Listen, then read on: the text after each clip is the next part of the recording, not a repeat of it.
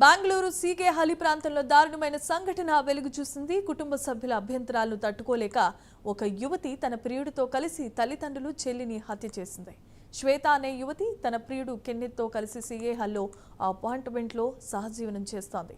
అయితే వారి సంబంధాన్ని కుటుంబ సభ్యులు వ్యతిరేకిస్తూ పలుమార్లు హెచ్చరించారు. ఆమె తల్లిదండ్రులు సోమసుందర్, ముత్తులక్ష్మితో పాటు చెల్లి సుప్రియ ఆమె ఉంటున్న ఇంటికి వెళ్లి మాట్లాడేందుకు ప్రయత్నించగా ఈ సందర్భంగా తీవ్రమైన వాగ్వాదం చోటు చేసుకుంది. వాగ్వాదం క్రమంగా ఘర్షణకు దారితీయగా శ్వేత తన ప్రియుడు కెన్నెన్తో కలిసి తల్లిదండ్రులు చెల్లిపై కత్తులతో దాడి చేసినట్లుగా పోలీసులు అనుమానం వ్యక్తం చేస్తున్నారు. అయితే ఆ దాడిలో ముగ్గురు అక్కడికక్కడే మృతి చెందారు. ఘటన అనంతరం నిందితులు పరారైపోయినట్లుగా సమాచారం అందుకున్న పోలీసులు సంఘటనా స్థలానికి చేరుకుని మృతదేహాలను స్వాధీనం చేసుకుని పోస్టుమార్టం నిమిత్తం తరలించారు. నిందితుల కోసం ప్రత్యేకమైన బృందాలతో గాలింపు చర్యలు చేపడుతున్నట్లు అధికారులు వివరాలు వెల్లడించారు.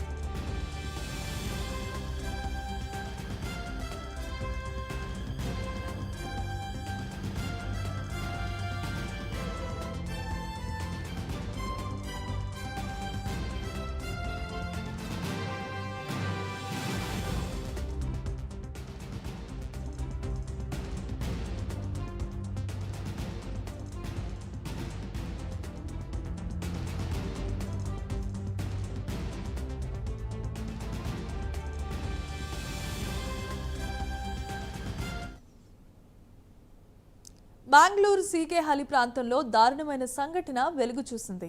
కుటుంబ సభ్యుల అభ్యంతరాలు తట్టుకోలేక ఒక యువతి తన ప్రియుడితో కలిసి తల్లిదండ్రులు చెల్లిని హత్య చేసింది.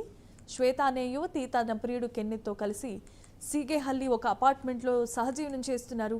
వారి సంబంధాన్ని కుటుంబ సభ్యులు పలుమార్లు వ్యతిరేకిస్తూ మందలిస్తూ వచ్చారు. అయితే ఆమె తల్లిదండ్రులు సోమసుందర్, ముత్తులక్ష్మితో పాటు చెల్లి సుప్రియ ఆమె ఉంటున్న ఇంటికి వెళ్లి మాట్లాడేందుకు ప్రయత్నించగా తీవ్రమైన వాగ్వాదం చోటు చేసుకుంది. వాగ్వాదం క్రమంగా ఘర్షణకు దారితీసింది. శ్వేత తన ప్రియుడు కెన్నెత్తో కలిసి తల్లిదండ్రులు చెల్లిపై కత్తులతో దాడి చేసినట్లుగా పోలీసులు అనుమానం వ్యక్తం చేస్తున్నారు.